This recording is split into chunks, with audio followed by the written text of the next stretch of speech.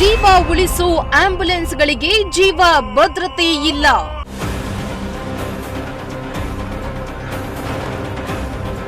ಆಂಬ್ಯುಲೆನ್ಸ್ಗಳಿಗೆ FC ಇಲ್ಲ, insurance ಇಲ್ಲವೇ ಇಲ್ಲ.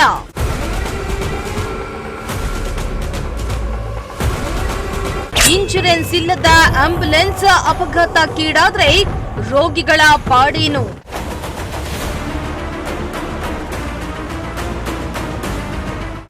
ಎಸ್, ಆಪತ್ಕಾಲದಲ್ಲಿ ರೋಗಿಗಳ ಜೀವ ಉಳಿಸುವ ಸಂಜೀವಿನಿ ಅಂದ್ರೆ ಅದು ಆಂಬ್ಯುಲೆನ್ಸ್. ಜನರ ಜೀವ ಉಳಿಸಲು ಸರಸರ ಅಂತ ಬರುವ ಆಂಬ್ಯುಲೆನ್ಸ್ಗಳು. ರೋಗಿಗಳ ಪ್ರಾಣವನ್ನ ಉಳಿಸಲು ಆಂಬ್ಯುಲೆನ್ಸ್ ಚಾಲಕರು ತಮ್ಮ ಪ್ರಾಣವನ್ನ ಪಣಕ್ಕಿಟ್ಟು ಸರಿಯಾದ ಟೈಮ್ಗೆ ಆಸ್ಪತ್ರೆಗೆ ದಾಖಲಿಸಿ ಚಿಕಿತ್ಸೆಯನ್ನ ನೀಡ್ತಾರೆ.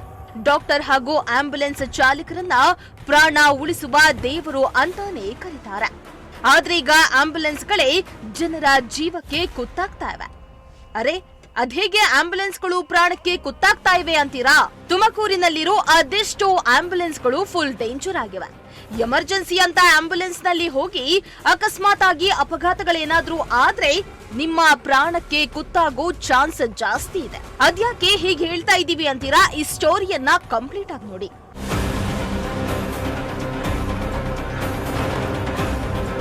ರೋಗಿಗಳ ಪ್ರಾಣ ಉಳಿಸುವ ಆಪತ್ಕಾಲದ ಆಂಬ್ಯುಲೆನ್ಸ್ಗಳು ಜೀವ ರಕ್ಷಕ ಕವಚ ಎಂಬ ಹಣೆಪಟ್ಟಿಯಿಂದ ಕಳಿಸ್ತಾ ಇವೆ. ಇದರಿಂದ ಆಂಬ್ಯುಲೆನ್ಸ್ಗಳಲ್ಲಿ ಪ್ರಯಾಣ ಮಾಡುವುದೇ ಫುಲ್ ಡೇಂಜರ್ ಆಗಿದೆ. ಹೌದು, ತುಮಕೂರಿನಲ್ಲಿರುವ ಅದೆಷ್ಟೋ ಆಂಬ್ಯುಲೆನ್ಸ್ಗಳಿಗೆ ಫಿಟ್ನೆಸ್ ಆಗ್ಲಿ ಇನ್ಶೂರೆನ್ಸ್ ಆಗ್ಲಿ ಇಲ್ಲದಿರುವ ಭಯಾನಕ ಸತ್ಯವನ್ನ ಆರ್ಟಿಒ ಅಧಿಕಾರಿಗಳೇ ಒಪ್ಕೊಂಡಿದ್ದಾರೆ.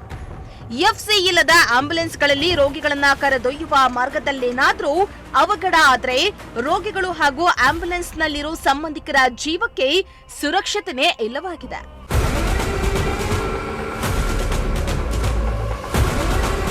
ಇನ್ನು ತುಮಕೂರಿನಲ್ಲಿರೋ ಆಂಬ್ಯುಲೆನ್ಸ್ಗಳು ಎಷ್ಟು ಸುರಕ್ಷಿತವಾಗಿವೆ ಅನ್ನೋದನ್ನ ತಿಳಿಯಲು ಪ್ರಜಾಶಕ್ತಿ ಟಿವಿ ರಿಯಾಲಿಟಿ ಚೆಕ್ಗೆ ಇಳಿದಿದ್ದು ನಗರದಲ್ಲಿರೋ ಅದೆಷ್ಟೋ ಆಂಬ್ಯುಲೆನ್ಸ್ಗಳ ಎಫ್ಸಿ ಇಲ್ಲದಿರೋದು ಹಾಗೂ ಇನ್ಶೂರೆನ್ಸ್ ಲ್ಯಾಪ್ಸ್ ಆಗಿರೋದು ಬಯಲಾಗಿದೆ.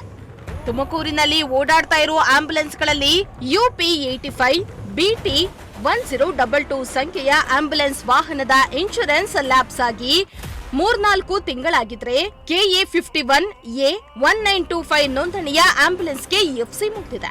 ಜೊತೆಗೆ KA 06G 0990 ಹಾಗೂ KA 06AB 2349 ಆಂಬ್ಯುಲೆನ್ಸ್ಗಳಿಗೆ ಎಫ್ಸಿ ಆಗ್ಲಿ ಇನ್ಶೂರೆನ್ಸ್ಗಳಾಗ್ಲಿ ಇಲ್ವೇ ಇಲ್ಲ. ಇನ್ನು ಕೆಲವು ಆಂಬ್ಯುಲೆನ್ಸ್ಗಳಿಗೆ ನೋಂದಣಿ ಸಂಖ್ಯೆಯೇ ಇಲ್ಲವಾಗಿದ್ದು ಜೀವಕ್ಕೆ ಆಪತ್ತಾಗುವ ಕವಚಗಳಾಗಿವೆ.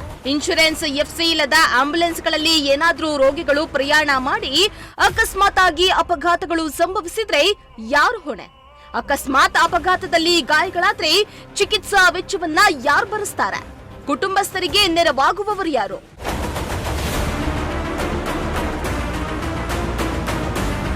ಇನ್ನು ಆಂಬ್ಯುಲೆನ್ಸ್ಗಳ ಸ್ಥಿತಿ ಬಗ್ಗೆ ನಿಮ್ಮ ಪ್ರಜಾಶಕ್ತಿ ಟಿವಿ ಅಧಿಕಾರಿಗಳ ಗಮನ ಸೆಳೆಯುವ ಪ್ರಯತ್ನ ಮಾಡಿದ್ದು ಆರ್ಟಿಒ ಅಧಿಕಾರಿ ಪ್ರಸನ್ನ ಕುಮಾರ್ ಅವರು ಇನ್ಶೂರೆನ್ಸ್ ಹಾಗೂ ಎಫ್ಸಿ ಇಲ್ಲದ ಆಂಬ್ಯುಲೆನ್ಸ್ ವಾಹನಗಳಿಗೆ ನೋಟಿಸ್ ನೀಡುವ ಕೆಲಸವನ್ನ ಮಾಡಿದ್ದಾರೆ.